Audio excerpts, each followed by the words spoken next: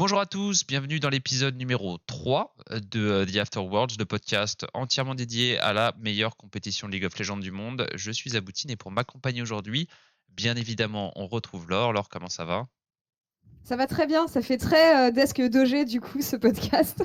Bah ouais, il faut bien faire J'aime une bien. introduction et on change pas là d'où on vient. Et d'ailleurs, en parlant d'OG, écoute, on a ramené un caster. Voilà, on s'y attendait pas. Donc en fait, toi, tu tapes le pré-show de demain, maintenant. Exactement. En tout cas, moi, je suis ravi d'être parmi vous. Il est vrai que j'étais très impatient de vous rejoindre pour pouvoir parler de tout ça. Et bien entendu, ça me fait plaisir de vous voir parce que vous êtes loin et ça me fait plaisir que vous soyez proches. Bah ouais, c'est un peu ce dont on Oh. parlait hier, c'est qu'on n'a pas. C'est la première fois, tu vois, qu'on vit pas. Même, on parlait de ça de la première journée, le premier épisode.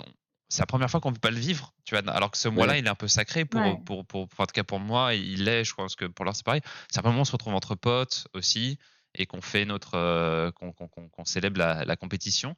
Bah voilà, cette année, ce sera en remote, cette année, ce sera en podcast.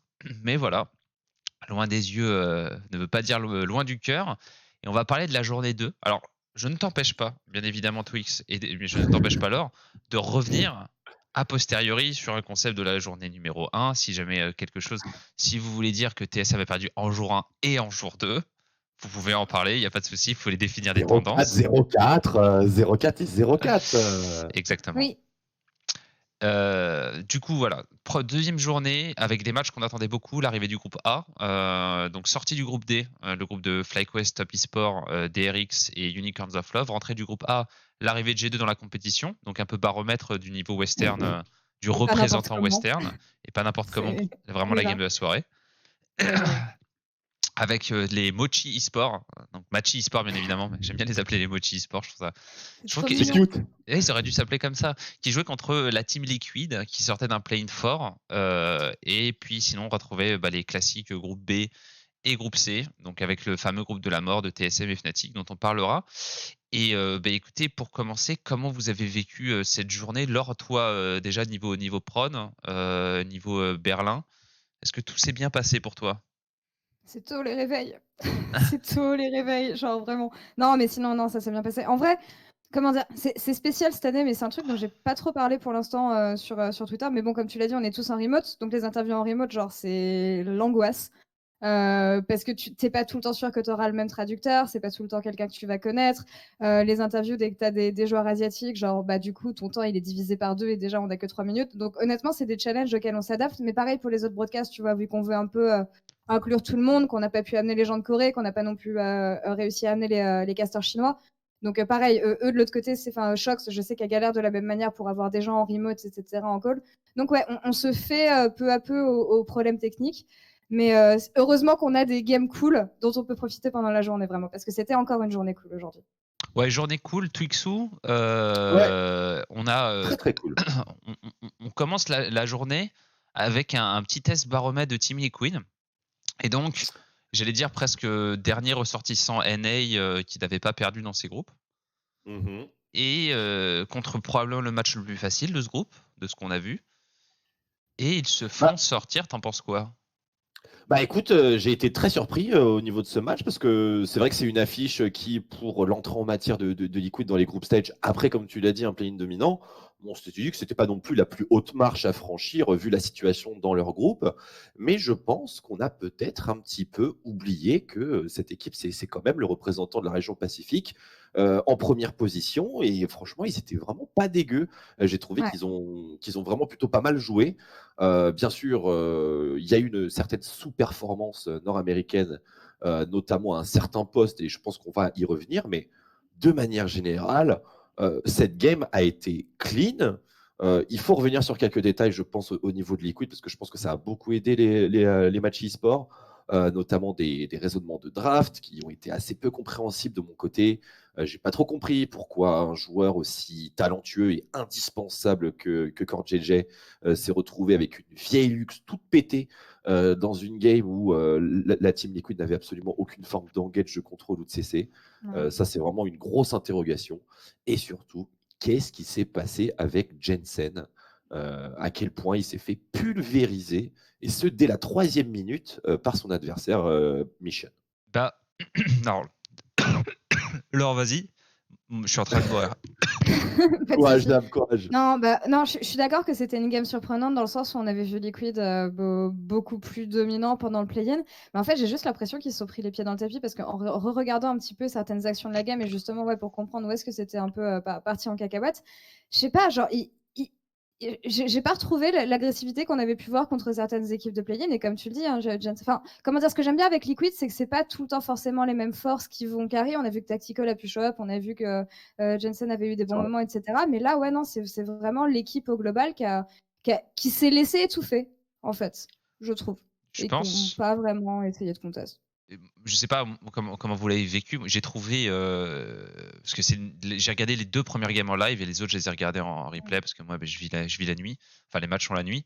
Gemini Mission, le mid jungle de Machi, monstrueux. Et surtout ce côté pour moi MLXJ presque de Gemini qui décide de prendre un Volibear en jungle et de permagank. Et donc on avait un match-up Orianna Syndra sur la mid lane, donc que Jensen connaît très bien, mais c'est un match-up qui est très snowbally. Pour dans les deux sens. Et le fait qu'il puisse pas jouer avec sa cleanse, parce que tu es obligé d'avoir TP versus TP, sinon tu perds une wave et t'es un peu dans la merde. Et que Gemini flash sur lui et le tue. Ou le tue, ou le. En fait, après ça, on reverra quasiment pas Jensen de la game. Et moi j'ai trouvé que Team Liquid a pris les conditions de victoire ok, dans le sens où on a les 2 side lanes qui pushent très très fort. Donc on peut pas faire. Normalement, théoriquement, ils ont un jungler qui se fait outscale, ils ont un mid qui est 50-50, et la Caitlyn Lux doit jouer à la tour du Ezreal Karma. Mais après ça, j'ai l'impression que c'était terminé. Le plan de jeu de Team Liquid est parti en. Je sais pas comment vous l'avez vécu. Pour moi, il restait vraiment inconnu parce que c'est vrai que dans les conditions du match, le fait que Jensen soit complètement vanish, un petit peu Thanos qui claque des doigts, tu n'apparaîtras pas dans cette game avant 25 minutes et tes 2 items. C'est vrai que c'était quand même un problème, mais ils ont quand même temporisé de manière assez successful. La botlane a été remportée au niveau de la pression, au niveau du push par Tactical et CoreGG. Ça, c'est absolument pas un débat. Mais il s'est avéré que dans le mid-game, et notamment sur la gestion du rythme du jeu et de la contestation des objectifs, on avait une équipe qui était celle qui recevait et celle qui envoyait typiquement. Et les Liquid n'avaient absolument aucun moyen de contrôler le rythme. C'était vraiment Machi qui avait le choix sur l'endroit où on fight, les conditions du fight, le timing du fight, l'intensité du fight. On peut engage, disengage. On a le contrôle d'absolument tout ce qui fait l'interaction entre des joueurs de League of Legends. Et PK, donc, qui jouait Horn dans ce match contre Impact, qui a été, sur lequel on a investi quand même la position de counter pick et le counter pick qui généralement se passe plutôt pas mal contre Horn. Ce mec-là a été clean, mais d'une propreté impeccable, PK impeccable, tout simplement. Exactement. Toi alors, Ouais, justement. y a un truc que je trouve... Vas-y. Ouais. Vas-y. Il y a un truc que je trouve dommage, justement, pour faire écho un petit peu à ce que Twix était en train de dire et pour revenir sur cette histoire de botlane, c'est que on est pas mal habitué, je trouve, dans ce début de Worlds, à voir des équipes européennes notamment ou des équipes chinoises, des botlane qui vont pouvoir prendre la priorité assez rapidement et du coup pouvoir décaler vers leur mid lane pour essayer d'enfoncer encore plus le match-up.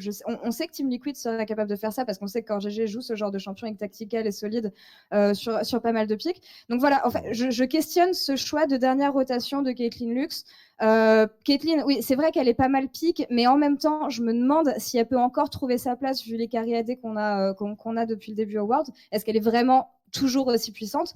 Donc ouais, avec une autre botlane, je pense qu'ils auraient pu faire plus de choses et c'est un style qui en plus peut leur correspondre.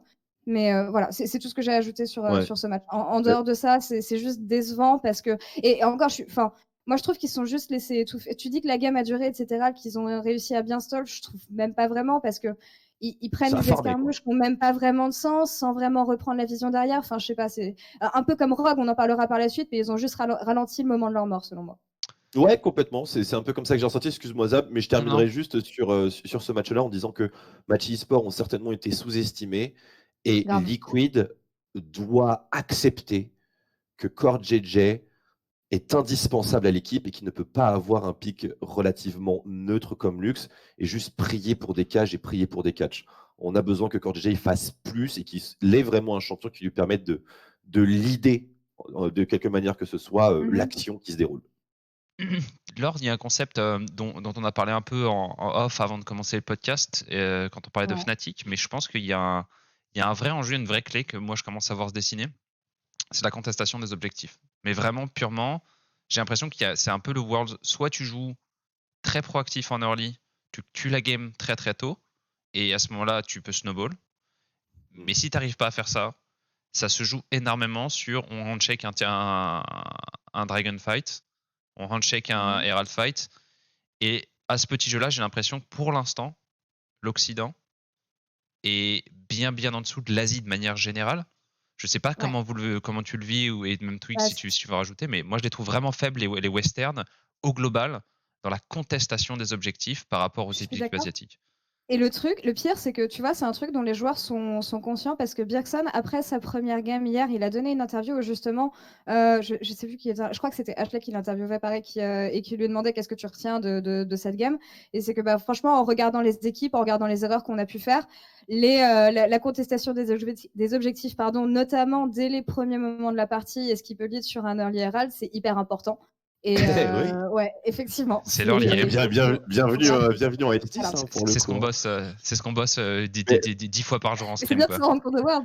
Mais ça me tue parce que tu dis ça et du coup Bjergsen a fait cette interview. Mais avec ce qui s'est passé aujourd'hui, je me demande bien quelles ont été les conclusions, quoi. C'est vraiment hilarant, mais on va y revenir, je pense. Ben, on peut carrément en fait prendre les deux NA dans un même panier et traiter les deux matchs, parce que je pense que pour moi en tout cas la tendance que j'ai dans ces Worlds, c'est que l'Asie est plus forte. Mais l'Asie au global, parce que Machi qui s'en sort bien, les 3 équipes chinoises qui ont l'air quand même vachement fort, la Corée qui revient en bombe. Enfin, de l'autre côté, tu as quand même PSG qui est à la ramasse, la Chine qui est double championne du monde qui se retrouve en 3-3. Enfin, je sais pas. J'aimerais porter de la nuance et dire que c'est quand même la Corée qui domine énormément. Non, mais je parle de l'Asie vraiment au global versus le Western, puisqu'on a des équipes NA qui n'ont pas gagné une seule game. On a Rogue qui est en 1-1, FlyQuest qui a donc du côté Europe, on a Mad qui a pas réussi à envoyer une équipe, donc on peut considérer Unicorns qui gagne pas non plus. Fnatic, on n'est pas loin de la note punitive là. On est quand même dans un écosystème où j'ai l'impression que si je faisais la Team Asie, tu vois, d'une part, avec toutes les équipes asiatiques et la Team Europe, et que je fais un first to 10, si j'ai de l'argent à mettre, je prends la Team Asie. En vrai, ça se discute. Ça se discute si la Team Europe c'est G2 en fait, parce que G2, je pense qu'ils sont en maîtrise. Il n'y a pas assez d'échantillons encore. Non. Mais ils m'ont l'air d'être un petit peu la western exception. On reviendra dessus. Du coup, restons dans le West, restons dans le plus West qui se fait à l'Ouest, c'est-à-dire les NA. Restons sur TSM, restons sur les NA. Far West. Alors, on est dans une situation où les TSM, bon, faux départ. Ok, pas de souci, vous avez perdu contre Fnatic, vous n'étiez pas très tranchant. TSM qui part sur une draft avec un Zilean et en fait, ils ont un Renekton et ils ont 4 pics utilitaires. Ça dès le début. Ouais, voilà, faut dans une game, ok, très bien. Okay. Leur draft, je la refais. TSM rentre, tout commence pour le mieux. Le set récupéré par Genji, TSM répond après avoir ban la Kalista, de Ruler, le Lucian et le Azir, part sur Renekton Nidalee. On s'attend à un topside très fort, qui avait été leur win condition lors du Summer Playoff. Et là, Lilia Volibear réponse. Donc, on sait exactement quels vont être les solo lanes de Genji. Peut-être que le set est support, mais il y a peu de chance. Rakan, on se dit, ok, pas de problème. Ils vont jouer un Ezreal Rakan, quelque chose de safe bot, et ils vont jouer topside. Et là, ils terminent par Senna Zilean. Ouais. Twix. Mais genre, je sais pas. Je sais vraiment pas ce qui s'est passé dans leur tête, parce que tu as un jungler qui est complètement hors sujet par rapport à son axe mid lane dont on connaît pertinemment le match-up, parce que si tu fais ton travail, tu sais que évidemment Sett, ça se flex partout, patati patata, il n'y a pas de problème, bien sûr. Mais tu sais qu'un Sett couplé à une Lilia, couplé à un Volibear, ça peut très certainement être simplement mid-top jungle. C'est même très probable, plus que probable. Et donc du coup, je ne comprends pas du tout cette approche, parce que dans aucun univers, Sett n'a pas une giga tétra monstrueuse priorité et est totalement immunisé à toute tentative de gameplay de Spica. Ah, ça me rassure que tu dis ça. Et du coup, on se dit, ok, on va chercher l'hyperscaling. Fine, on va chercher l'hyperscaling. Mais dans quelles conditions? Combien de temps? Qui tient la baraque? C'est là où tu voulais Caitlyn Lux. C'est là où tu voulais la Caitlyn Lux, en fait. Et Alors là, là, tu oui. nous mets une botlane qui. T'es d'accord pour jouer du poke, donc pourquoi pas, hein. Je ne sais pas quel était le but de cette botlane, je ne sais même pas quelle était l'idée derrière cette botlane, je ne sais pas ce qu'elle fait là, véritablement. Et c'est un énorme point d'interrogation pour moi. Et ce qui s'est passé, c'est un véritable bain de sang. Et c'était monstrueusement prévisible. Ils ont joué vraiment dans un bac à sable. Et Comment est-ce qu'on appelle voilà. ça? Est-ce qu'on appelle ça, parce que vous êtes les experts de ce côté-là, est-ce qu'on appelle ça une mauvaise lecture de jeu ou une mauvaise lecture de méta? Parce que d'une certaine manière, en fait, les deux champions sur le mois ne vont même pas ensemble. Donc c'est plus limite Pour moi, une mauvaise draft de base, quoi. c'est le pic de confort en fait. C'est de la, Oui, Ouais, c'est la carry, draft. je veux dire. C'est la Enfin, draft par champion pool, c'est-à-dire c'est ok, Broken, tu veux quoi, bébé, tu veux quoi, bah je vais prendre Renekton. Ok, tu veux quoi, Spica? Ah bah moi en ce moment je joue beaucoup d'Idali. Ok, bah tu veux quoi, de Vincent? Ah bah C'est un Rakan c'est bingo. bien. Et puis à la fin bah c'est ouais. ok, Peter, tu veux quoi? Bah Senna c'est vraiment fort ATM, c'est probablement le meilleur blind. Ok, et à la fin c'est Bjergsen.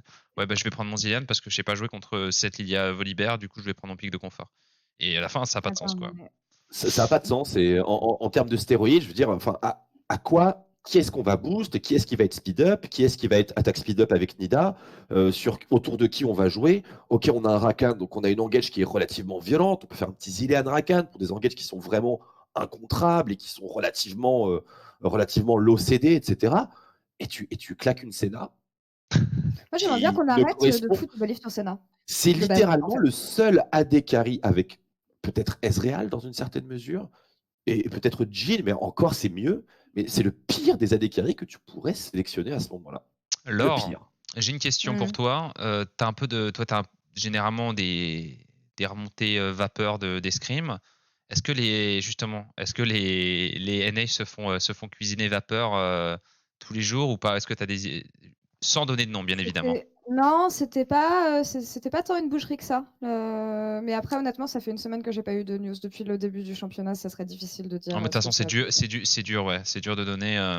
Mais non, mais les échos que j'ai pu avoir, même pendant le bootcamp et tout, non, c'était pas dégueulasse, hein. Enfin, je crois que FlyQuest se faisait un petit peu cuisiner, mais je sais pas. En vrai, ça allait. Bon, moi je la pose Bon. clairement. Laure, TSM, est-ce que c'est des Ouais. peintres? Bah, pour l'instant, Pour l'instant, on met dans une position délicate là. Non, Pour non, mais l'instant, un peu quand même. Pour l'instant, un peu. pour l'instant, il y a une Non, palette mais et un nez rouge, hein, c'est sûr. Hein. Pipo clown. Non, mais Ah, Pipo, faut, ça fait faut pote-pote pas, là. Hein. faut pas les. Moi, je veux pas enterrer Non, TSM trop vite parce que non, non, non. les deuxièmes semaines, on les connaît.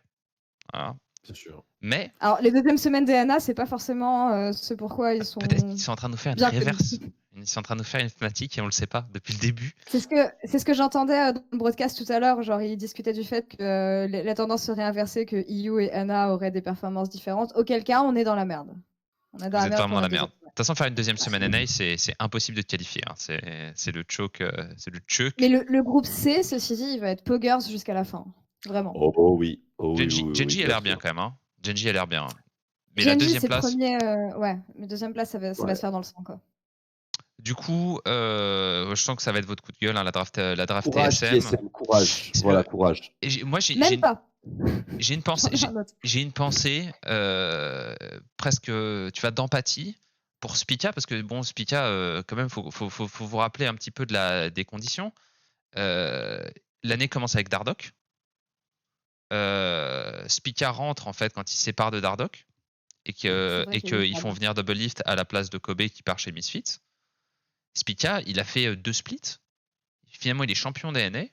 Il arrive au Worlds. On voit clairement depuis le début de la saison que il y a des trous dans son jeu, ce qui est normal. Hein. La jungle, c'est un poste d'expérience. Et Il est pas ridicule, je trouve. il se retrouve à jouer des Nidalee qui sont des pics à haute responsabilité. Et là, par exemple, tu vas dans la game contre TSM contre Genji, il arrive, il fait un early gank sur Broken Blade et ils prennent le kill. Ouais. Et après, c'était terminé. La Lilia était dans sa jungle toutes les 4 secondes. Quoi. Et Ouais. moi, je me sens mal pour lui parce que c'est comme ça que tu apprends le très haut niveau, mais c'est presque traumatisant. Quoi. Bien sûr, et il faut vraiment pas, on va dire, voir ça du point de vue individuel. Je pense que c'est vraiment tout un collectif. Et là, pour le coup, pour ces matchs-là, pour ce match-là, Ouais.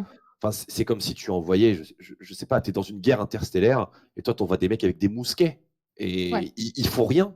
Ils se font pulvériser, c'est tout à fait C'est normal. la Pologne en Autant- K1. Ça veut pas dire que ce sont pas des pires joueurs. Autant tu vois, Spica, on en a parlé hier contre la Evelyne de Selfmade, où je trouve que genre il lui a concédé des trucs qui sont absolument ahurissants. Mais là, aujourd'hui, Vous pouvez rien enfin, faire. Hein. il a Y a essayé rien de à jouer au faire. moins, tu vois, il n'y a rien à faire. Donc, Rien à faire. FAR, bien sûr. ouais. Quand t'as dit rien à faire, j'ai instantanément pensé à Bilal Sparky RAF. McGusker. Là, il y avait une grosse touffe de moutons pour le coucher de TSM. Hein. Bah ouais, pas terrible, ouais, TSM. Le prochain match, bon après on peut prendre ça dans tous les sens. Je sais qu'il y a un match dont tu voulais pas parler alors, donc comme ça on va en parler vite. Et comme ça on peut parler, Ah ouais. on peut garder le plat de résistance parce qu'on a encore une bonne 40 minutes pour parler de. C'est le PSG Talon de JDG. Moi j'ai aimé personnellement, mais je comprends, mais moins de hype. C'est un peu comment dire, Asie centré quoi. On a les JDG qui jouent Sylas Jungle et Commit contre la Syndra.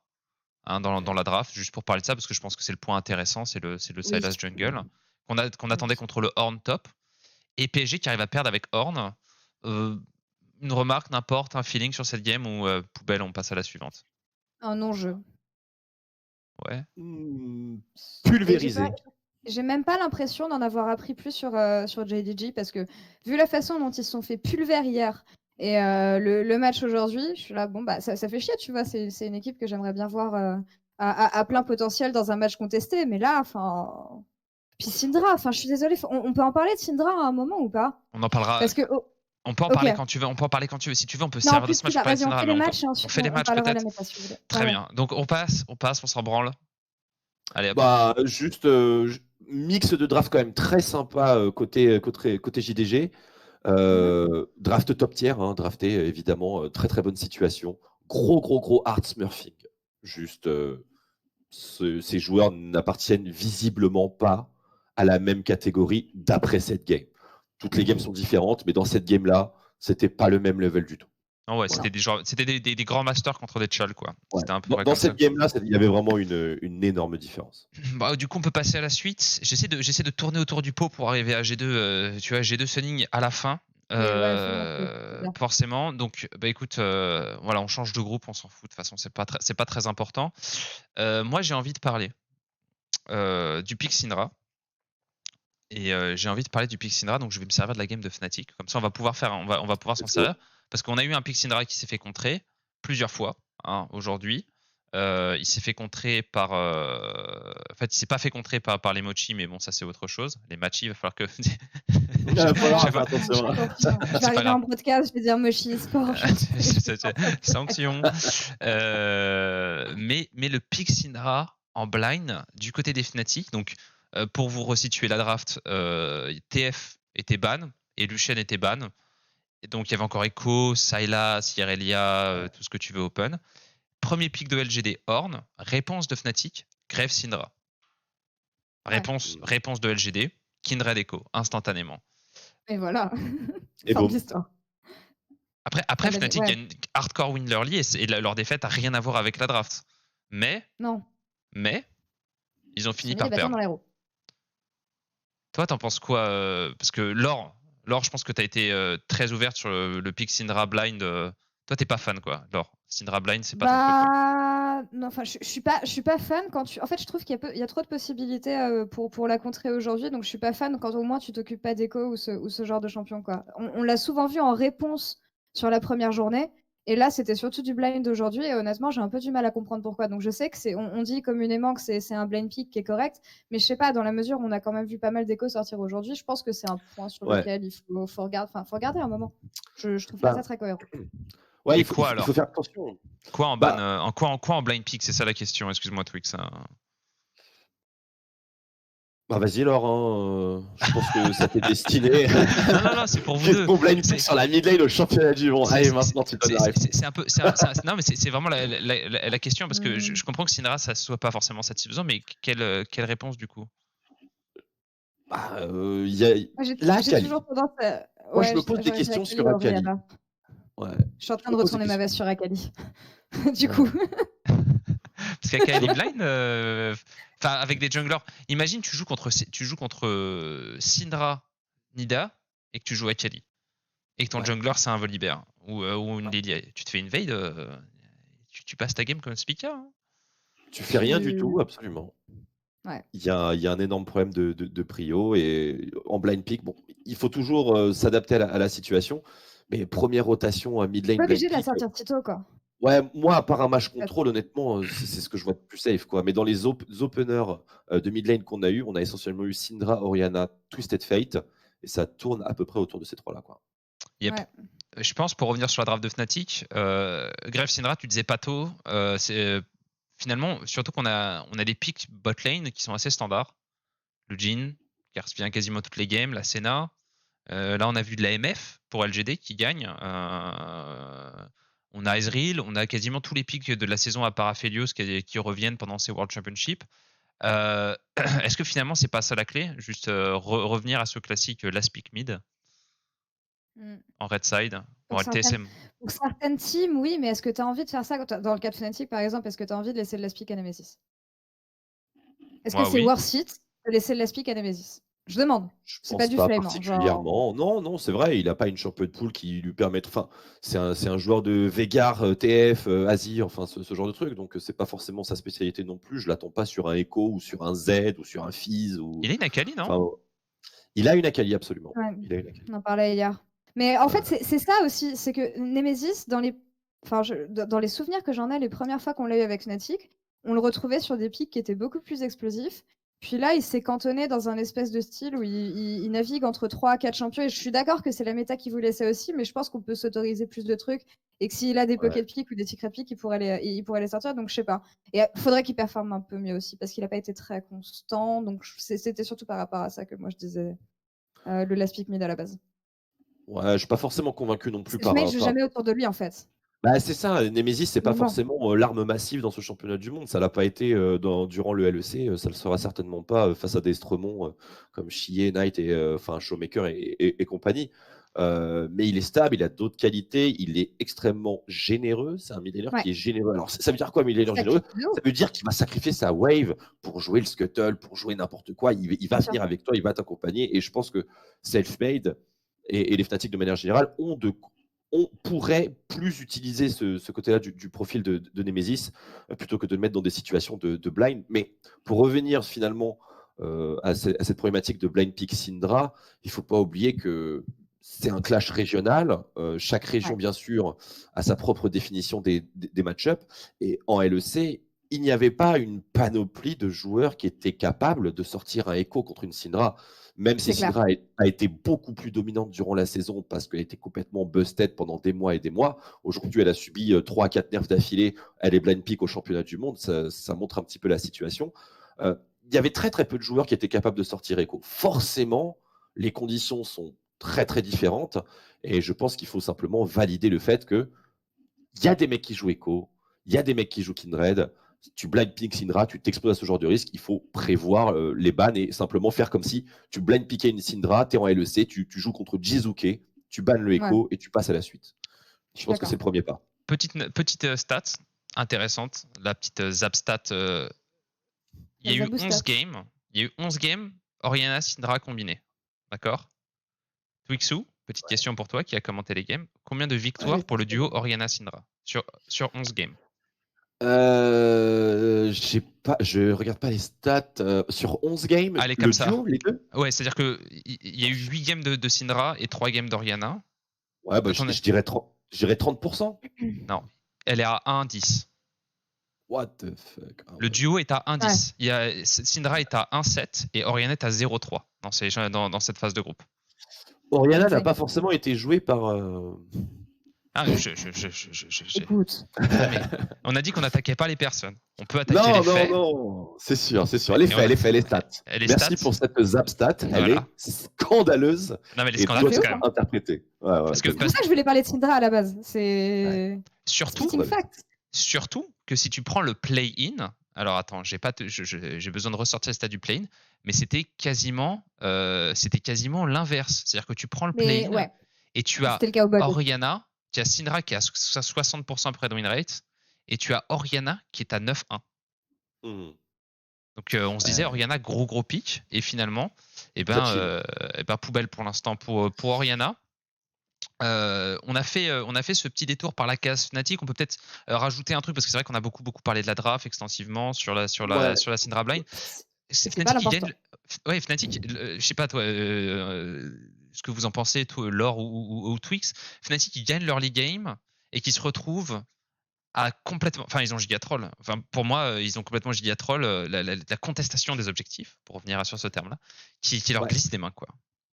Ouais, Fnatic complètement. Summer Ouais. 2020. On continue sur la lignée du Summer là chez Fnatic, vraiment, au niveau de la contestation des objectifs. Et on en Ouais, revient à ce qu'on disait tout à l'heure, hein. C'est un c'est truc sur lequel confus. il va falloir s'appliquer. C'est vraiment confus. C'est très, très, très confus. Et surtout, bon, ils ont l'habitude quand même des gros teamfights. C'est une équipe qui est vraiment pas mauvaise dans ce domaine-là. Et surtout, elle a l'habitude de jouer son principal rival, c'est G2. Et du coup, les teamfights, c'est très intense. On se souvient de toutes les games, etc. Et il faisait face à une composition teamfight avec un side laner.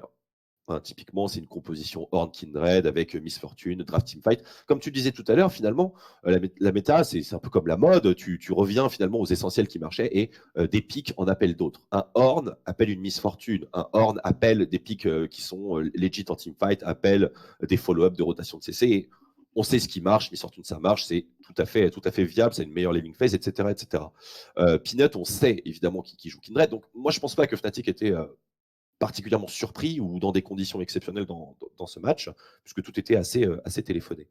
Mais il faut vraiment accepter le fait de revenir aux comportements qui ont fait qu'on a accepté, qu'on a dépassé cette metagame teamfight et qu'on a réussi à jouer autrement et à passer au-dessus parce que on respecte pas les ulti horn, on respecte pas les priorités mid lane, on n'est pas suffisamment rigoureux, la mid lane n'est pas suffisamment contrôlée, etc. On se positionne un peu avec le pantalon au niveau des chevilles. On prend pas du tout les bons positionnements. On n'a pas la vision au préalable. Enfin, il y a beaucoup de choses qui ne sont pas checkées dans la liste à ce niveau-là. Et pourtant, on y va. Et c'est quelque chose qui est assez problématique et quelque chose que beaucoup de teams font, hormis, et là c'est un petit peu mon favori perso, mais hormis Damwon qui, je trouve, a un vision control qui surpasse complètement ce qu'on a pu voir jusqu'à présent. Ouais, on en parlera juste après d'Amoine qui est un véritable film de boule dans ce début de phase de groupe. Oh. Toi alors, je sais que tu parles un peu de temps en temps, je sais pas si tu les as vus en interview parce que je peux pas regarder le broadcast, je suis vraiment désolé. T'as des échos un peu du côté Fnatic, ça va, le mental Est-ce qu'on Le va mental va avoir le bien. shonen Est-ce qu'on a le shonen de la week 2 avec Fnatic? En vrai, alors non, parce que pour cueillir le shonen, c'est qu'il faut que ça soit une hécatombe dans la week 1. Et là, jusqu'ici, ça a l'air de plutôt bien aller. Je parlais avec Reckless tout à l'heure en interview et c'était. Non, mais le bilan, il le fait lui-même. Hein, c'est contrôle des objectifs, gérer les flancs. En fait, il me parlait de fondamentaux globalement. Donc j'étais là, oui, effectivement, c'est le genre de choses qu'il faut que vous travaillez. Mais ça fait longtemps. Mais en dehors de ça, non, ça va. Le truc, c'est qu'ils sont à l'aise dans leur méta Fnatic, en fait. Donc là où j'attends du plus du côté de Fnatic, c'est qu'ils soient un petit peu créatifs autour du fait qu'ils ont déjà de base l'avantage dans la méta. On a vu, on en parlait tout à l'heure, le Gemini, le jungler de Machi eSport. J'ai fait très attention à dire Bien Machi joué. eSport. Ouais, de Machi eSport qui sort un Volibear, qui est un champion qu'on n'avait pas trop vu, et on se demande un petit peu aussi ce que ça pouvait faire venir ici. Donc voilà, ne mettons pas self-made sur un Volibear, les junglers carry lui vont très bien, mais voilà, j'attends que Fnatic soit un petit peu plus créatif parce qu'ils ont l'avantage, en tout cas dans ces débuts de Worlds, et qu'on s'applique aussi. Mais sinon, voilà, pour revenir à ta question, tout va bien. C'est pas l'implosion, c'est. Bon. C'est-à-dire content d'aller jouer. On n'est pas encore sur le vrai step-up. Parce que le vrai step-up de Fnatic au Worlds, c'est la crise. Il y a une table qui est pétée dans le vestiaire, tout le monde pleure, il y a une longue discussion, ils font une ronde, et là ils arrivent, ils détruisent tout le monde. Et là, genre. Et ils arrivent en demi-finale. Enfin, voilà, le shonen Fnatic, affaire à suivre. Tu sais, il faudrait que j'ai le truc de Jojo Adventure, c'est le To Be Continued. Doom, doom, doom, doom, doom. On passe à la game suivante. Vous parlez de Damwon, des Damwon qui pour l'instant se baladent, qui jouaient contre des rogues.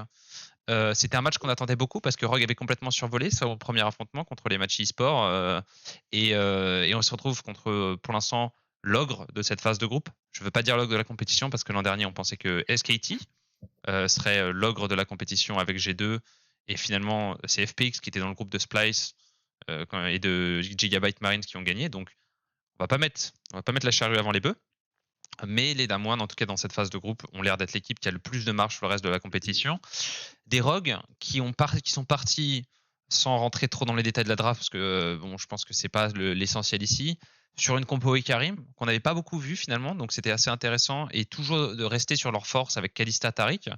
Et on a vu des Damwon. Je sais pas, moi j'ai l'impression que Rogue a troll l'early game et qu'ils ont été très insécures avec l'approche de leur niveau 1, parce qu'ils sont, la Syndra qui arrive late en lane. Et en même temps, j'ai vu Damwon complètement déroulé. Je sais pas comment, tu vois, Laure, toi, tu as vécu par exemple cet affrontement, mais j'ai vraiment l'impression que Rogue a fait une non-game et que Damwon a juste pas eu à jouer, quoi. En fait, t'as un petit peu l'impression de, tu sais, cet adulte très grand qui retient un petit enfant au-dessus de sa main, et tu sais, l'enfant, il essaye de tout donner vraiment. Genre, quand je pense à cette game, c'est vraiment cette image-là que j'ai en tête, parce que ils ont essayé de se battre, ils ont essayé non pas de se battre, de répondre à ce que Damwon leur jetait, parce que mine de rien, je trouve pas que Rogue n'a pas essayé, enfin, ils ont pas été spectateurs de leur défaite, ils ont essayé de tenter des choses, mais ouais, non, enfin, on parlait d'un region gap hier, je pense qu'on peut dire la même chose aujourd'hui, et même si ça paraissait pas one-sided, finalement, il n'y a aucun moment où Damwon n'était pas en total contrôle de la situation. Et pour revenir sur ce que tu disais sur le niveau 1, je sais pas si c'est déterminant sur la défaite de Rogue, mais c'est sûr que oui, ça les met pas en bonne situation pour affronter leur phase de lane. T'en as pensé quoi, Twix? J'ai trouvé que cette game était exceptionnelle du côté des Damwon. J'ai trouvé la draft géniale. J'ai trouvé la draft géniale. J'ai trouvé le rebondissement, la manière qu'ils ont eu de. Quand ils ont pick Sylas, je me suis vraiment posé la question, parce que quand ils ont pick Sylas, si je ne m'abuse, j'ai pas l'ordre de la draft devant moi. Moi, je l'ai, si C'est tu quatrième veux, pick. Ça m'avait c'est vraiment Ekarim étonné. first, Ash Graves. Ouais. Le Sylas est pris en avant-dernier. En avant-dernier, c'est-à-dire que Il a quand le Sylas est pris, il y a seulement un ulti Ekarim sur le board. Il y a juste ça. Et il y a une Syndra en quelque sorte. Et Ouais, ils avaient totalement pré-shot le Taric, pour moi. Ils avaient totalement pré-shot le Taric. Il arrivait tard le Taric, mais ils l'ont totalement pré-shot. Et je ne sais pas pourquoi les Rogues sont passés à côté de Shen, qui était totalement dispo, qui était totalement available. C'est vrai, ça. Non, il est ban. Il est ban. Il est ban. Excuse-moi. Première ou deuxième rota. Deuxième rotation. Deuxième rota du côté de Damwon, oui. Ouais, deuxième rota, il était available. Ouais. On aurait pu ouvrir comme ça de leur côté. Je ne sais pas ce qui leur a fait peur. Nuguri est quelqu'un qui fait peur, de manière générale, mais je ne sais pas ce qui leur a fait peur. Pourquoi on fait expliquer Karim et on ne l'accompagne pas? Ça, c'était ma question. Quand on a vu la Kalista dans la deuxième rota, dans la deuxième phase de pick, on s'est dit, OK, il y a un Taric, et Karim, Taric, Kalista, ça fait sens, on y va. Il n'a même pas été sécurisé à ce moment-là. On s'était dit qu'il allait se faire bannir. Enfin, j'ai trouvé la manière dont la draft a été jouée assez désavantageuse pour Rogue. Excellente côté Damwon. Je trouve qu'ils ont super bien lu le truc. Le Panthéon H, dans une botlane Kalista, il tombe à pic. Alors, tu vois, hier, ils se sont empalés, moi, je trouve. Ouais, ils se sont empalés, mais encore une fois, de la même manière que JDG hier, je trouve que c'est encore une équipe qui laisse à Damwon leurs pics de prédilection et sur lesquels ils sont hyper bons. De fou. Mais ils ont beaucoup de pics de prédilection. C'est aussi un problème. Mais alors, je sais pas, ouais, je sais pas. Tu vois, je critiquais, je sais plus qui je critiquais hier, mais Finn sur GP, je me demande vraiment si c'était le bon choix de champion de base. On sait qu'il le joue et on sait qu'il était OK avec en LEC, mais tu t'attaques quand même au monstre de ce genre de pick au top, et je sais pas, t'as peut-être envie de jouer un petit peu plus Quickside que de prendre un GP, d'autant plus que t'as un Sylas qui a été draft, quoi. Après, je vais faire l'avocat du diable pour la mid lane. Showmaker, il a monté un compte à Challenger en jouant une fois chez n'importe quel champion en Corée. Ouais. D'accord. 80% c'est vrai. À 80% de win rate. Non, mais c'est juste pour le dire. En jouant une fois, un champion, une game. Il n'y a personne qui a jamais fait ça. C'est probablement c'est un ovni de la solo queue. Nuguri. Moi, je veux bien, vous prenez Shen. Je pense que lui, il va prendre son Vlad. On se retrouve dans 15 minutes. Il était ban, Vlad. Il était ban en deuxième rotation, mais si tu 1-2-3 Shen, en bullside, je pense que. Je sais même pas si je connais même pas le match-up Vlad versus Shen. Je suis pas sûr que ce soit si bon que ça pour Vlad parce que Shen est tellement fort en early. Mais je suis persuadé qu'il le prend. Non, mais il s'en sortira. Il s'en sortira. Ouais, il s'en sortira. Il peut te prendre à mort de Kaiser et gagner la game tout seul, Nuguri. Nuguri, c'est un mec qui blind pick première rota Camille et tout ce qu'il lui faut, c'est un ban Renekton. Ouais, il y a Jax qui est très très bien contre Camille, mais il y a très peu de bons joueurs de Jax. Et là, c'est bon, je peux jouer Camille, les gars, on y va. C'est un bon joueur, encore une fois, je pense. De fou. C'est la folie. C'est là où je fais l'avocat du diable. C'est dur parce que t'es une équipe. Tu sais, ton staff, il te prépare. Ils ont fait des scrims. ils ont un plan de draft avec des priorités. Ils se disent attendez, on est fort sur Ikarim, on est fort sur Kalista, on est fort quand on a la prio mid en early, donc peu importe, on blind la Syndra. Tu vois, les cas sont tic, et puis ils se disent bon, attends, là, on a compo teamfight, on va juste prendre un pick support. Bon, c'est vrai qu'il y a le Sylas, mais contre Panthéon, il n'y a pas 200 picks non plus. Et là, tu regardes et tu dis ils sont complètement faits au draft, ils auraient dû prendre complètement autre chose. Mais est-ce qu'ils ont même la possibilité de faire ça? Ouais. Ah non, bien sûr. Hein. C'est une game qui se passe moins mal contre une équipe qui est de leur niveau. Donc, en vrai, j'apprécie les balls du côté de Rogue, tu vois, vraiment. Ouais, c'est Je ne sûr. pas trouvé ridicule, mine de rien, contre Damwon. Et il l'était pas, mais ils avaient absolument aucune chance de gagner. Ils ne se sont pas fait pulvériser par Damwon. Non, ouais, voilà, c'est ça. Et des choses extrêmement flashy. Non, ils ne sont pas fait pulvériser, mais je pense que c'était pas le but de Damwon du tout, en fait. Je pense que c'était pas leur but. Ils ont gagné ça simplement par rota, contrôle, objectif, vision, invade. Canyon, je ne sais pas s'il a passé même 10 minutes dans sa jungle dans cette game. Ouais, alors, parce que là j'ai quand même d'intervenir. Larsen fait quand même un crime, il fait un attentat à sa propre team en allant participer à la défense du red buff en early. Le problème, c'est qu'il joue contre Sylas, d'accord ? C'est un match-up range versus melee. Donc, d'un point de vue juste technique, pour rentrer dans les détails, le range doit absolument auto-attaque la wave en early pour créer un minion advantage, de telle sorte à ce que le Sylas puisse jamais le trade avec son E ou avec son Q. Sinon, parce que tes casters vont taper le Sylas et tu gagnes le trade. Sinon, Sylas gagne le trade. Il reste à son red buff et il va aider son Ikarim en early. Du coup, qu'est-ce qui se passe ? Le Sylas, donc Showmaker arrive en lane avant lui, commence à préparer la wave et fait exactement le job de la Syndra. Du coup, qu'est-ce qui se passe ? Il a la wave. Donc, sur le premier push, Canyon arrive, fait son raid, va directement au bleu du Ikarim, qui vient de finir son red buff. Il se retrouve, il fait j'ai plus de topside jungle. Et la Syndra, qui est censée avoir le premier push, a donné son premier push. Terminé. Là, tu te retrouves dans une situation où tu joues contre Damwon et tu as donné la priorité à Sylas sur les 3 premières waves alors que tu es censé l'avoir. Donc, tout ton plan de draft tombe à l'eau. Ton Ikarim, il va tomber un niveau et demi derrière. Et face à un Graves, donc il farme forcément moins vite que le Graves. GG, c'est fini. C'est perdu. Et ce que j'ai trouvé très très intéressant, c'est que les Rogues évidemment n'ont pas fait la bêtise de contester l'incontestable. Il n'y a pas eu une pluie de kills. Ils ont eu trop peur, je pense. Ils ont certainement eu trop peur pour fight. Ils auraient pu peut-être remporter certains combats, hein, bien évidemment. Mais on l'a bien vu dans le peu d'exécution de teamfight qu'il y a eu, genre c'était. Ah mais c'était la folie. Moi j'ai trouvé que c'était une démonstration. C'était une masterclass de contrôle.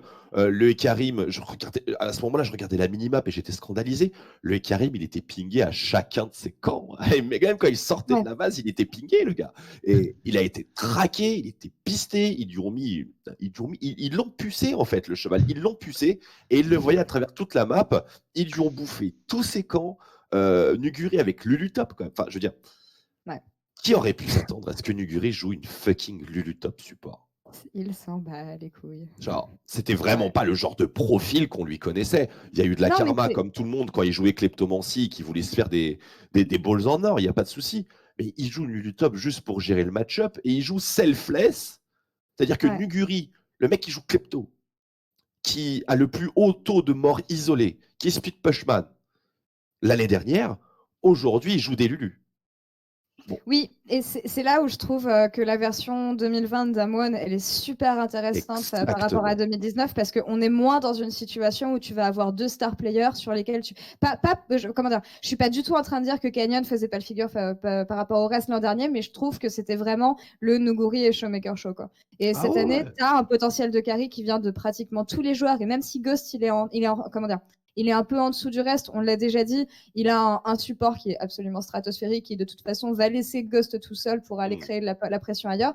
Donc genre c'est des joueurs qui sont hyper bons individuellement et qui savent mettre les forces à différents endroits en fonction de la partie et de ce qu'ils draftent. Exactement, et ils maîtrisent plusieurs styles maintenant. Ils avaient qu'une seule corde à leur arc l'année dernière. Nuguri en parlait lui-même, Showmaker en parlait lui-même très récemment, il me semble.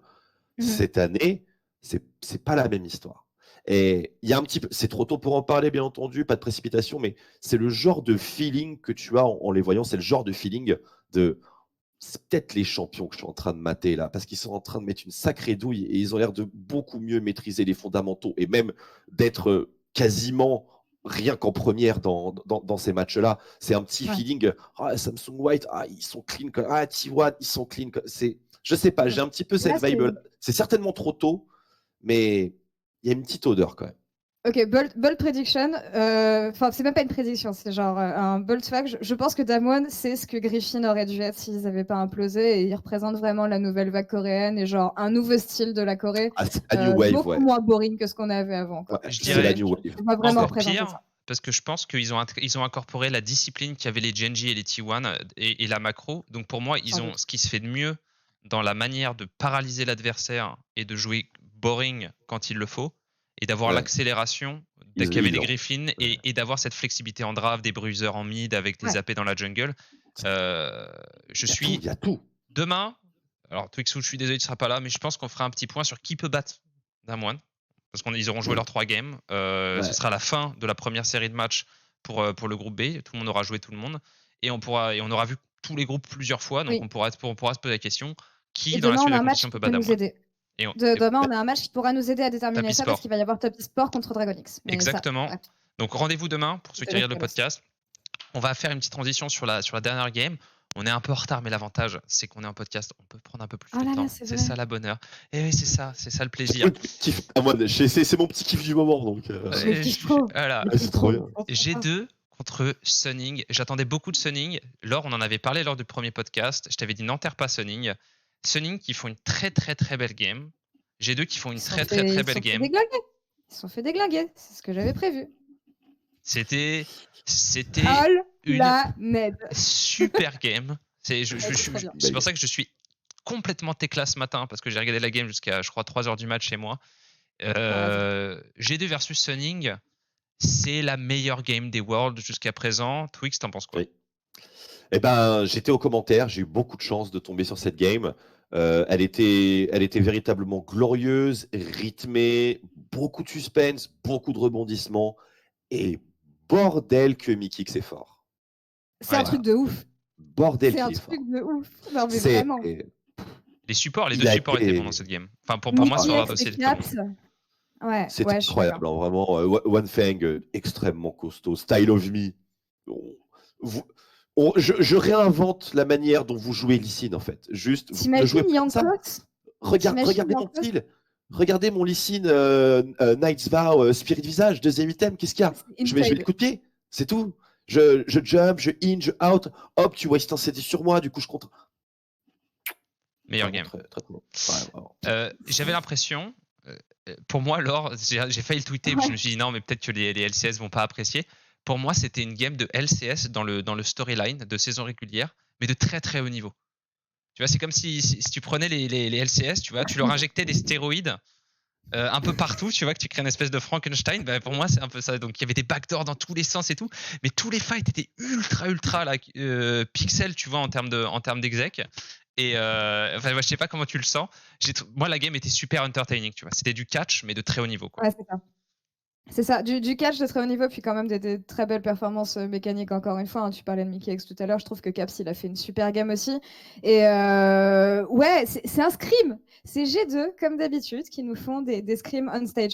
Mais pour revenir sur Sonic, honnêtement, je les attendais un petit peu plus faiblards que ça. J'admets que je les ai un petit peu sous-estimés. Sofem, Sofem, il va donner des cauchemars à Yankos, c'est une certitude. Mais... j'aime trop la combativité de G2 en fait, genre vraiment, et je pense que Sunning s'y attendait pas. Swinning, il faut que j'arrête de dire Sunning. C'est Swinning. Swinning. Je fais l'erreur aussi. G2, ils ont un peu ce côté, tu sais, tu joues contre ton pote qui est trop fort à un jeu, tu vas genre à Smash ou quoi, et puis tu sais, il sandbag, il s'en branle un peu, il est là, il te laisse, et puis quand il sent que t'es bon, là il est content de revenir contre toi, genre limite tu vois, il sandbag un peu, et là il se dit attends, je vais revenir avec un stock FC. Je suis pas en train de dire qu'ils font ça, mais j'ai vraiment l'impression que les G2 prennent un malin plaisir quand ils sont en train de perdre à réussir à tirer ça sur la longueur, à aller backdoor, à split push, à se suicider, à TP, à faire des 50-50. J'ai vraiment l'impression qu'ils ont quasiment ce plaisir que la game soit non standard. Et à ce moment-là, ils se mettent à jouer presque mieux que quand c'est une game vraiment, tu vois, macro. Je verrai jamais G2 sortir une game à la Damwon, tu vois. Ah, tu le vois sur les player cam, hein, ils se marrent tout le temps de toute façon. Je pense qu'ils en ont rien à foutre. Hakuna Matata. Ils C'est sont ça. drivés, hein. Ils ont un amour pour le jeu, hein. Et cette game était vraiment belle. Et pour raisonner avec un petit peu ce que tu disais, Laure, c'est que j'avais moi-même sous-estimé Suning. Enfin, je savais que One Fang, Sword Art et que Style of Me, Oui. c'était pixel, quoi. Il n'y a pas de problème. Mais Angel et Bean, Ouais. j'en attendais pas plus que ça. Et je me disais que G2, bon, ils allaient certainement pouvoir tirer un avantage là-dessus. Bean, j'ai même eu l'audace de critiquer son build parce que je me suis dit, tu rushes un Tiamat avec Renekton contre Volibear, t'es pas forcément conscient de tout ce que tu fais. Et j'ai vu une utilisation de ce pic qui m'a juste trop étonné parce que le gars faisait des dégâts de zone de malade en réalité avec son Tiamat parce qu'il arrivait toujours à choper des situations qui étaient profitables pour ce genre de situation. Il a eu un pass building auquel je m'attendais pas du tout, en se concentrant sur la régène, tankiness, etc. Ils avaient des manières de jouer. Le Renekton est mort une fois dans la game. Ouais. J'ai été très impressionné honnêtement. Et Angel, bah, il arrivait à mettre la pression à Caps, ce qui n'est pas si facile à faire que ça, surtout quand il joue un Twisted Fate qui est plus ou moins une anguille que tu verras jamais une fois qu'il a rushé ses bottes de mercure. Et le mec était vraiment, vraiment legit et ça jouait vraiment très, très bien. Et je pense que voilà, celui qui s'est fait le plus un petit peu défoncer dans l'histoire, c'est certainement Yankos, ça, il n'y a pas photo. J'allais poser une question là-dessus, ouais. Parce que Yankos, il s'est fait pulvériser d'une certaine manière, alors qu'avec un Twisted Fate, généralement, ta jungle, elle est un peu plus folle parce que tu as toujours, au pire des cas, un mec qui peut TP et qui peut venir te backup. Mais ouais, il s'est fait pulver. Mais Caps, énorme game de sa part. Et à partir du moment où il a eu le Rapid Fire Cannon, c'est là où la game elle a turn et où les gold cards atteignaient les bonnes cibles. Parce que jusqu'à ce moment-là, c'était impossible de terminer qui que ce soit. Les G2 ont été exceptionnels sur la gestion du rythme, la gestion du zoning. Ils ont réussi à simplement out-teamfight une équipe qui a une âme des océans. Ouais, non, c'était Le incroyable. nombre de games travers la planète où l'équipe qui a l'âme des océans perd est extrêmement faible. Yep. Voilà. Ils C'est l'ont dit rare. en interview, après, je sais plus qui l'a quote C'est sur incroyable. Twitter, genre une interview, je crois que c'était Caps, où le journaliste doit lui demander ouais, à quel moment vous vous êtes dit que ça allait être compliqué. Il dit ouais, au moment où ils ont eu l'Ocean Soul, on s'est dit que ça allait peut-être être un peu chaud. Genre bah ouais. Non, No clit. ouais, non, mais pour te donner l'esprit un petit peu de G2, quoi. Genre, ils prennent ça assez à la légère quand j'en Absolument, c'est incroyable. Dernière question avant de passer au coup de cœur et au coup de gueule. Laure, G2 est-elle au niveau des autres écuries, des autres grosses écuries de ce tournoi? Je parle Sunning, Top Esport, JDG et probablement Genji, pour l'instant de tout ce qu'on a vu. Est-ce que G2 rentre dans ce peloton de tête, oui ou non? Tu mets Sonic dans le peloton de tête aussi? Vu comment ils ont joué hier, je pense que si une autre équipe que G2 les joue, la victoire, ils se font 20 minutes. Ouais, hein. ça serait un peu one-sided. En vrai, ouais. Je savais pas à quel niveau les attendre G2 et on se posait des questions par rapport à la méta. Et même si Yankos s'est fait un petit peu brutaliser dans la jungle, je pense pas qu'il tombera contre des Lee Sin à chaque fois. Et je pense qu'il peut, il peut se débloquer des situations où il passe pas un aussi mauvais moment. Je pense que G2 vont monter en puissance en fait, surtout. Comment dire, G2, on a l'habitude de les retrouver en compétition internationale, à faire des games dégueulasses sur les premiers matchs, à se demander si finalement le niveau qu'ils avaient en saison régulière, ils seraient capables de le traduire en event international. Et moi, honnêtement, quand je vois G2 qui part comme ça contre une équipe de la région qui a gagné 2 fois les championnats du monde et qui a quand même des très bons joueurs et qui, mes excuses envers Suning, joue hyper bien, ça me donne beaucoup d'espoir envers G2. Donc même s'ils ne sont peut-être pas au niveau de ce top que tu cites maintenant, je les vois carrément y arriver. Opinion partagée, Twix? Non. Je pense que G2 est dans le peloton, définitivement. Je pense qu'il n'y a aucun signe excessivement alarmiste parce que s'il y avait vraiment un doute, c'était au niveau de Perks, à mon avis. Yankos dans une certaine mesure, mais. Il fait une game compliquée, Perks. Hein. Si on parle aussi des up and down de G2. Mais pour revenir à Yankos, quand t'es solo laner, c'est Wunder et Caps. Ouais, je veux dire, ta game, elle est un petit peu plus. Voilà, t'as des teammates quand même qui sont extrêmement solides. Donc, je me fais pas autant de soucis que ça. Je pense pas que ce soit ingérable pour G2 de gérer un carry jungle adverse qui snowball un petit peu. Perks, j'ai eu très très peur au début de la game. Ouais. Je te rejoins complètement, mais une fois qu'on l'a revu dans le mid-game, que les Mystic Shots arrivaient à être clean et qu'ils ont eu cette phase de jeu face à l'Ocean Soul devant l'Elder, enfin une situation mais catastrophique. J'étais là, ok, le mec est toujours là, il n'y a pas de souci.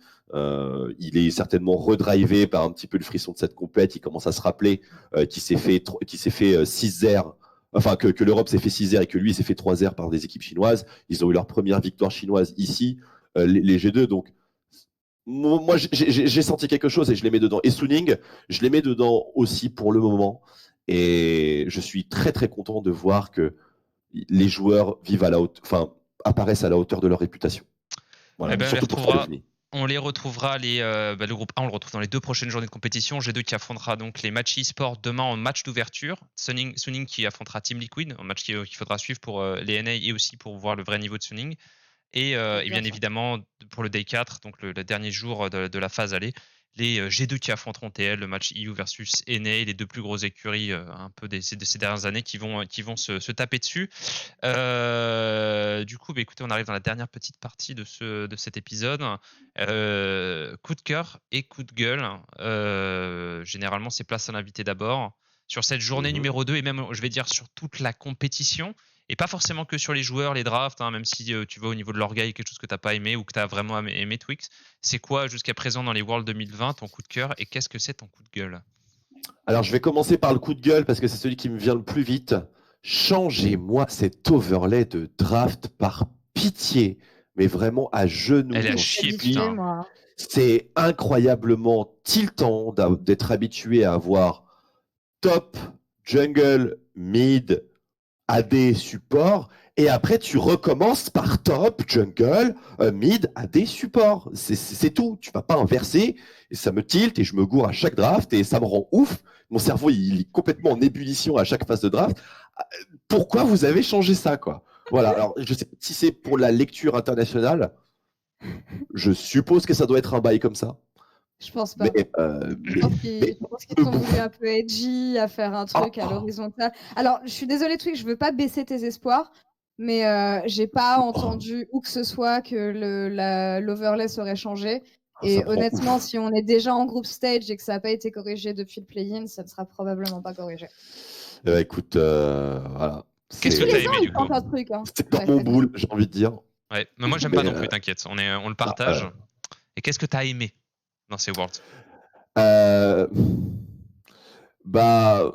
J'aime en quelque sorte. Ça paraît con, mais je sais pas, c'est peut-être parce que je suis un giga fanboy, vous voyez derrière moi, mais je suis assez hypé par un retour en force de l'armée coréenne. Je suis très très hypé par ça. Je suis content de voir que les favoris et même les plus grands displays de talent ne soient pas forcément en provenance de la Ligue qui a 17 équipes et 2 titres de champion du monde consécutifs et qui a mis 6-0. Et du coup, j'étais très inquiet avec le fait qu'il y ait 2 années consécutives où il n'y a pas de Corée vraiment qui soit dans les débats ou des choses comme ça. Même si je pense que l'année dernière, la finale aurait été bien meilleure si ça avait été G2 Sketty que G2 FPX. Mais ça, c'est autre chose. Je suis très content de voir que la Corée du Sud est de retour et a un petit peu abandonné, je dirais pas abandonné ses acquis, mais ouvert finalement son esprit à l'assimilation de choses qui sont bien faites ailleurs. Voilà. Ok, bah écoute, moi je te rejoins là-dessus. Laure, toi forcément tu es là tous les jours, Laure, donc je vais te demander sur la journée d'aujourd'hui. Coup de cœur, coup de gueule? Coup de cœur, on va commencer par le positif, c'est forcément G2. Parce que honnêtement, même s'ils ont stompé leur finale contre Fnatic, on se rappelle quand même du Summer Split difficile qu'ils ont eu, on se rappelle de G2 l'an dernier au Worlds et pareil de la désillusion que ça a pu être pour les joueurs. Donc je savais pas à quel niveau les attendre. Je les attendais pas mauvais parce que voilà, même eux l'avaient exprimé sur Twitter, les choses s'étaient plutôt bien passées depuis qu'ils étaient arrivés en Chine. Mais voilà, première victoire et une victoire qui a été aussi accrochée, ça reste mon coup de cœur de la journée. Et coup de gueule, qu'est-ce que j'avais dit hier? J'avais dit Kindred. Non, j'avais pas parlé de Syndra. Je sais pas si j'avais parlé de Fnatic, mais en tout cas, c'était Fnatic aujourd'hui. Mon coup de gueule. Parce que de la même façon hier, ils remportent une game qui était sloppy. Aujourd'hui, ils perdent une game qui était sloppy. Et j'aimerais bien voir des games propres de la part de Fnatic et voir un niveau de jeu à la hauteur. On va pas revenir sur la méta, etc. Mais voilà, tout ce que j'ai dit tout à l'heure, j'aimerais bien le voir dans les games de Fnatic et retrouver une équipe dominante parce qu'ils en sont capables, je pense, dans leur groupe. Vraiment. Non, c'est légitime. On verra. Moi, j'ai pas abandonné de voir Fnatic sortir de ses groupes. C'est juste Non, comme d'habitude, non, ça non. se fera dans la douleur. C'est toujours un peu le truc, un peu la situation pour Fnatic.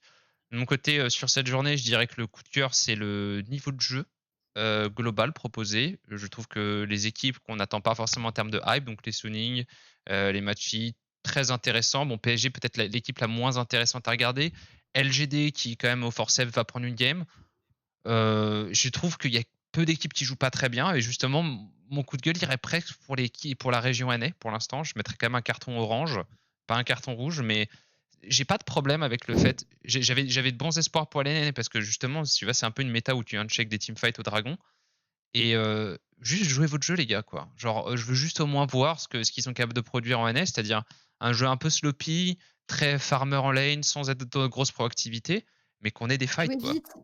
Ouais, Non, non, grave. jouez doucement, jouez votre jeu. Je leur demande pas de Oh. jouer sur une wave avec des dives et tout, c'est pas comme ça qu'ils font NA. Allez.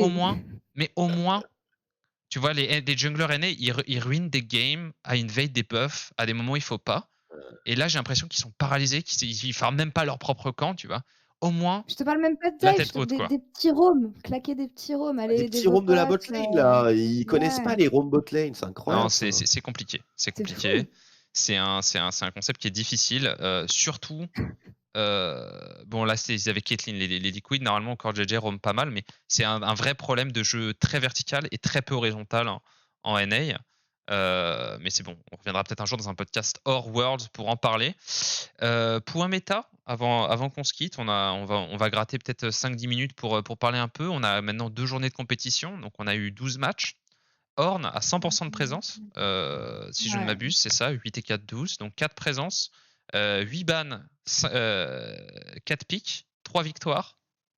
Le pick a l'air juste complètement broken, comme depuis le début de l'année, étant donné qu'il n'y a pas de vrai tank killer et qu'il gagne sa lane contre quasiment tous les tanks du jeu. Orianna Syndra, on en a déjà parlé. On peut peut-être parler un petit peu du poste de la bot lane et de la top lane, parce qu'on n'en a pas vraiment parlé. Quand on aura un top laner, je pense que ce sera plus simple peut-être pour nous étayer les match-up top. Renekton, 0 victoire, Twix. Ouais. 5 games, 0 victoire. Est-ce Ouais. que c'est un bait?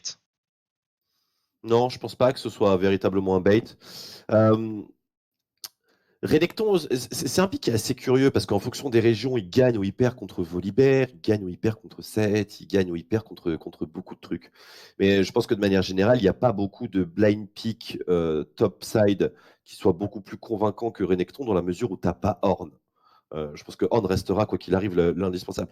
Mais pour moi, Renekton, c'est pas du tout un bait.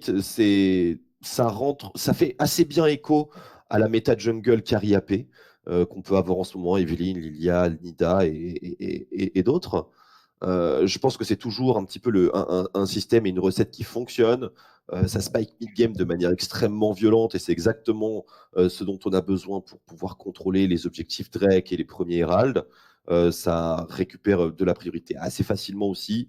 Ça peut fit dans n'importe quel match-up, sauf exception Queen. L'exception est toujours Queen pour moi, où la game est véritablement injouable. Donc non, je pense vraiment pas que ce soit un bait.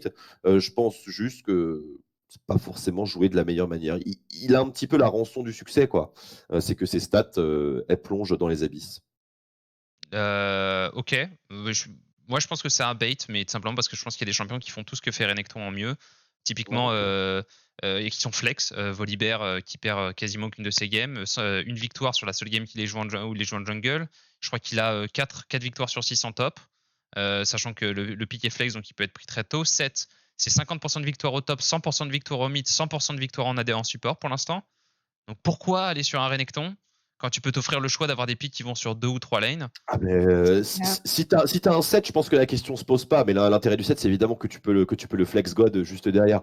Volibear, je pense que de toute manière, ouais, la flexibilité l'emporte dans une certaine mesure dans des prios de draft. Ça, c'est complètement vrai. Mais je pense vraiment pas que Renekton soit un mauvais champion. Et à mon avis, il y a certainement beaucoup de scénarios où il est censé remporter quand même ses lanes, car il offre autant, si ce n'est plus, de garanties qu'un Volibear. Enfin, des garanties différentes. C'est assez difficile à expliquer sans pour autant revenir dans les scénarios où ouais, tu désactives la tour, tu fais ceci, tu fais cela, tu chill. Mais il y a des garanties qui sont fortes et des intérêts qui sont forts à prendre du Renekton, je pense. Juste, dernier point sur la top lane, Shen, 7 ban, 0 pick sur le top side. C'est un pick qu'on a vu énormément en LFL, c'est un pick qu'on a vu énormément en U-Master, c'est un pick qu'on a vu pas mal en play-in. On l'a vu en combinaison avec Ekarim, on l'a vu flex en support, on pensait que ce serait un des clés de voûte de la top lane. Shen a disparu de la surface du globe. Est-ce que vous pensez que c'est un pick qui va revenir ou pas? Oui, non, peut-être. On sait pas, on s'en fout. Ça dépend qui tu faces, je pense. Ça dépend du top laner que tu as en face. Mais à mon avis, je ne sais pas si Shen est encore considéré par le niveau mondial. Parce qu'au niveau régional, ok, tu peux le flex, jungle, machin, c'est des barres, etc. Il n'y a pas de problème. Mais sur une scène mondiale, est-ce que Shen est véritablement un flex pick? Je pense qu'il faut d'abord répondre à cette question-là. À mon avis, c'est très compliqué parce que les match-up support sont généralement draftés en dernière rota ou alors très très tôt quand il y a des trucs qui sont vraiment ouf de dispo. On a vu je ne sais combien aujourd'hui de red side last pick support pour le coup. Donc je pense que c'est la flexibilité qui lui redonnera sa popularité parce que je pense que Shen n'intervient pas si tu n'as pas de combo avec, typiquement Ekarim, Twitch ou même Evelyn dans une certaine mesure. Ok. Petit point peut-être quand même sur le bas de la carte, l'or, 2 pics. Ouais. On parle souvent des... Alors Ezreal qui pour l'instant a 100% de win rate, Ashe qui est quasiment à 100% de win rate, et puis un peu les deux héros du playing qui ont du mal, Senna, Jhin, en perte de vitesse, avec Jhin je crois qu'il a 2 victoires sur 6 games et Senna a une victoire sur 5. T'en penses quoi? Est-ce que tu penses que ces pics c'est pareil, c'est des bait ou pas bait? Je suis un peu biaisée sur la question pour le coup parce que j'en ai parlé un peu avant qu'on fasse ce podcast avec Reckless, parce que je me demandais justement par rapport à Senna. Et apparemment, non, ça serait pas un bait dans le sens où ça reste quand même une des meilleures options scaling. Et si tu arrives à la mettre dans des bonnes situations, c'est un ADC qui, en fin de partie, peut t'apporter énormément de choses. Le seul souci, c'est la lane, quoi. Et le fait que tu farmes super lentement, le fait que tu n'as pas de prio. Et pour revenir sur toute cette histoire, on peut reconnecter avec l'histoire des supports à engage, des supports qui peuvent roam et cette tendance justement qu'a la Chine à vouloir organiser ce genre de choses. Avec une Senna, ton support, c'est très difficile de le faire décoller de la lane. Donc bon, je pense que c'est pas un bait, mais c'est peut-être compliqué à drafter quand tu vois les priorités de pick et de draft actuellement. Mais je vois pas le champion disparaître. Un champion que je vois, comment dire, ne pas monter plus en revanche et qui a pourtant été pas mal banni, c'est Caitlyn. Ouais, Kate qui a pris combien? Elle a pris de ban? Elle a pris 5 bans. Elle a pris 5 bans, ouais. Elle a pris 5 bans et je pense que t'es très prévisible, je suis d'accord. Quand tu joues Kate et Kalista, tu sais ce que l'équipe va faire. Non, je suis assez d'accord. De toute façon, on a des joueurs qui sont des joueurs mécaniques qui sont ouf. Il y a encore quelques pics, je pense qu'on attend. Voir le nombre de Twitch qu'on pourra voir surtout. Ouais, mais face à Ezreal, notamment. Ouais, notamment. Mais bon, ouais, Senna, je pense que ça va rester, mais parce qu'il y aura toujours des opportunités. C'est une opportunité safe, je pense, si tu sais que tu peux scale. Mais ouais, je pense que c'est des équipes qui se sont fait un petit peu trop bousculer. Contre une game NA, ça m'a l'air pas mal, Senna, dans n'importe quel scénario. Si on fait l'équipe type en termes de map sur ces worlds, on aurait probablement l'équipe A, ce serait Ornn top, jungle, Nidalee, mid, probablement un 7, ADC H, support Panthéon. Quelque chose de très très agressif, très Jinvade. Tu mets Panthéon? Ouais. Bah, Panthéon, 100% de victoire. Panthéon, j'allais dire d'ailleurs qu'il monte en puissance de ouf sur ces Worlds. C'est pas vraiment un pic que j'aurais nécessairement attendu dans le sens où, pour moi, c'est un pocket pick en fait. Genre, je connaissais que Beryl qui jouait vraiment Panthéon comme un maître, et là, du coup, les deux joueurs commencent aussi à le pick up. Il a un grand pick. Champion. Ouais. Ce pick est véritablement incroyable parce que tu démultiplies en fait les possibilités de ton jungler AP en fait. C'est ton jungler AP qui juste bénit les dieux d'avoir un Panthéon support parce que déjà le mix de dégâts est complètement ouf. C'est une bonne alternative au stun. Généralement les junglers AP ils sont dénués de CC, en tout cas pour ceux qui sont à la mode.